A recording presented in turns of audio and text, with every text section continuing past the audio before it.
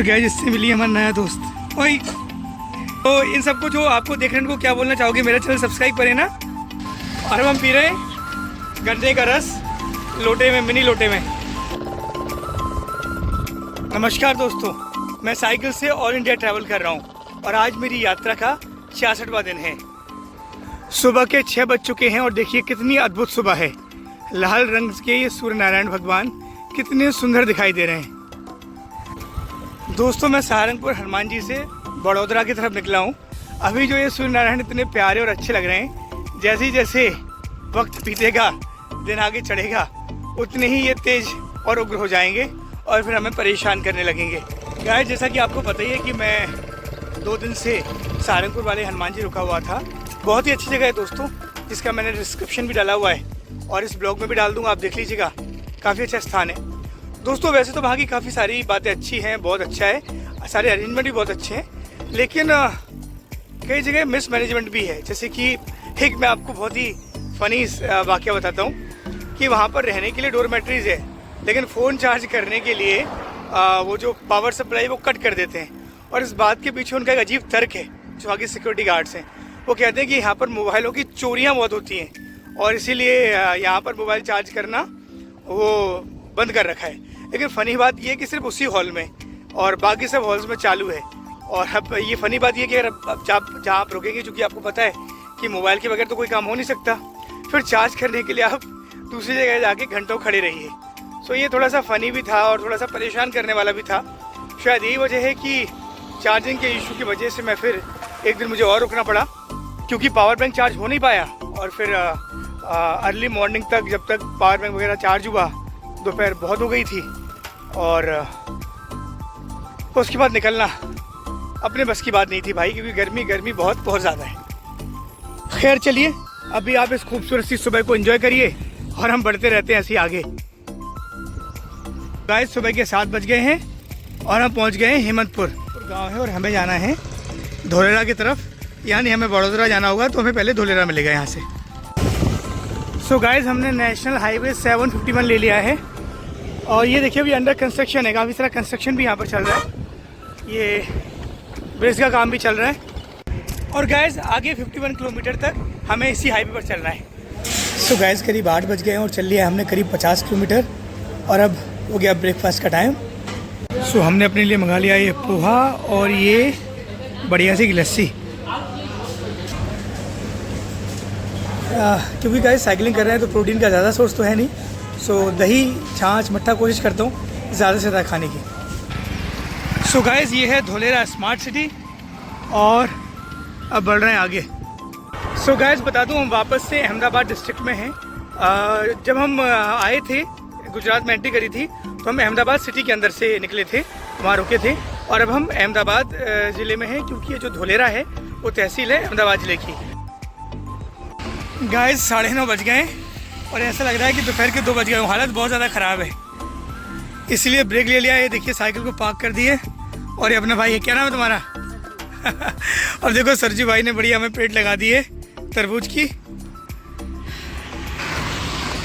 सो दोस्तों, तरबूज खाते हैं, पानी की कमी को दूर करते हैं, क्योंकि ऐसे में डिहाइड्रेशन हो गया तो किसी मतलब की नहीं रहेंगे, क्योंकि अभी जर्नी बहुत लंबी है दोस्तों।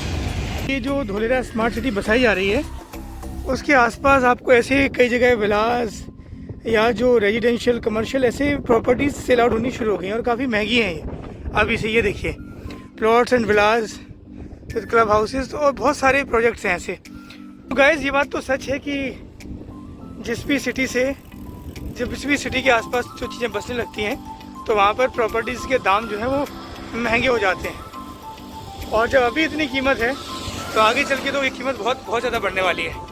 सो गाइस, जैसा कि आपको पता है कि गर्मी बहुत ज़्यादा है, इसीलिए 10 बजे हम रुक गए थे। अब शाम के 4 बज गए, हम आगे जा रहे हैं। और हम रुके कहाँ थे मैं आपको दिखाता हूँ। ये देखिए सामने जो आपको मंदिर नज़र आ रहा है, वो एक हनुमान जी का मंदिर है, जिसकी मैंने एक रील भी डाली हुई है।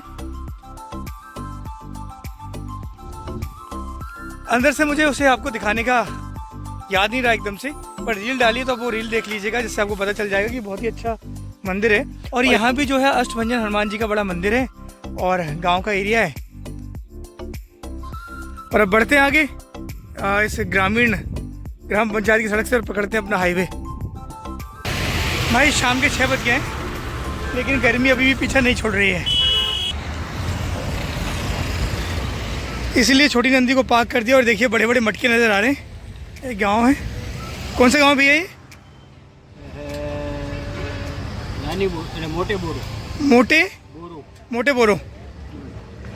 नमस्कार दादा। और गए जिससे मिली हमारा नया दोस्त। ओए तो चले गए इस गन्ने का जूस पीते हैं, क्योंकि गर्मी बहुत है अभी भी। दोस्तों आप सबके आशीर्वाद से फैन फॉलोइंग बढ़ती जा रही है। इस भाई ने चैनल को सब्सक्राइब कर लिया है, कर लिया ना आपने? रोज देखोगे वीडियोस मेरे? तो इन सबको जो आपको देखने को क्या बोलना चाहोगे? मेरा चैनल सब्सक्राइब करें ना, तो बोलो इनको कि भैया का चैनल सब्सक्राइब करें। बोल दो कि भैया के, जोर से बोलो कि भैया का चैनल सब्सक्राइब करो। बोलो जोर से, बोल दो भैया का चैनल सब्सक्राइब करो। सो गाइस देखिए, इस छोटे से बच्चे ने हमारा चैनल सब्सक्राइब कर लिया, आप लोग भी कर लें। और हम पी रहे हैं गन्ने का रस लोटे में, मिनी लोटे में। और ये भैया ने गन्ने का जूस बनाया, बढ़िया एकदम ताज़ा ताज़ा। तो गर्मी बहुत है, गन्ने का जूस पीते रहो और हमारे वीडियोस देखते रहो। गाइस मैं गल्फ ऑफ खम्बावत में चल रहा हूँ, यानी कि खम्बावत की खाड़ी। सो गाइस मैं ये वीडियो खड़े होकर क्यों बना रहा हूँ, पहले मैं आपको दिखाता हूँ। नेशनल हाईवे 751, ये देखिए बहुत ही छोटा हाईवे है, यानी अभी ये बन रहा है, छोटा रोड है। और ये देखिए बहुत ही ज़्यादा कंजेस्टेड और बिजी रोड है। ये देखिए लगातार गाड़ियाँ चल रही हैं, इसीलिए मुझे आपको ये बात बताने के लिए खड़ा होना पड़ रहा है अपनी छोटी नंदी को लेकर एकदम बिल्कुल साइड में। सो गाइज दरअसल पिछले 10-15 किलोमीटर से मेरे नेटवर्क बिल्कुल नहीं आ रहे थे। सो मैंने यहाँ के लोगों से पूछा कि नेटवर्क क्यों नहीं आ रहा है, तो मुझे लोगों ने बताया यहाँ पर टावर ही नहीं है काफ़ी डिस्टेंस तक, इसलिए नेटवर्क नहीं आ रहे। और फिर मुझे अचानक से याद आ गया कि मैं गल्फ ऑफ खम्बात में चला हूँ, यानी खम्बात की खाड़ी में। जब मैं राजस्थान के और कच्छ के इलाके में था, तो वहाँ से आपने देखा होगा कि गल्फ ऑफ कच्छ यानी कच्छ की खाड़ी के आसपास मैंने आपको काफ़ी एरियाज़ घुमाए थे, जैसे कि मांडवी था, कोटेश्वर था, ये सब गल्फ ऑफ कच्छ के एरियाज़ के, समंदर के एरियाज़ थे। और फिर ये जो गल्फ ऑफ खम्बावत है, वो कि मैंने आपको दिखाया था कि ये मूल द्वारिका थी, या जो हम कोस्टल एरियाज़ पे चल रहे थे। कल मैं अलंग गया था वहाँ पे भी, और अभी ये पूरा हम बड़ौदा की तरफ बढ़ रहे हैं। ये पूरा गल्फ ऑफ खम्बात में, ये पूरी खम्बात की खाड़ी है। गाइस गुजरात के बारे में मुझे आपको ना एक चीज़ और बतानी है। देखिए पहले आप, ये बाइक का एक्सीडेंट हुआ है, ये गिरी हुई है। आज के दिन में ये तीसरी मैं बाइक देख रहा हूँ जो कि एक्सीडेंट के बाद गिरी हुई है।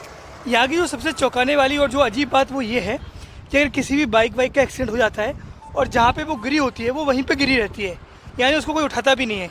मैंने किसी स्थानीय लोगों से पूछा कि कोई यहाँ की बाइक को उठाता क्यों नहीं है या साइड में क्यों नहीं रखता, तो लोग कहते हैं कि नहीं यहाँ पे लोग बाइक से ज़्यादा इंसान की वैल्यू समझते हैं, उसको जल्दी से हॉस्पिटल ले जाते हैं। मैं मानता हूँ दोस्तों कि इंसान की वैल्यू समझनी चाहिए, लेकिन आप ये देखिए रोड वैसे ही काफ़ी छोटा है, और अगर आप इस तरीके से बाइक वगैरह अगर डली रहने देंगे तो इससे हादसे और बढ़ते हैं। तो ये बात मेरी समझ से परे है कि इस बाइक को लोग साइड से उठा के क्यों नहीं रखते।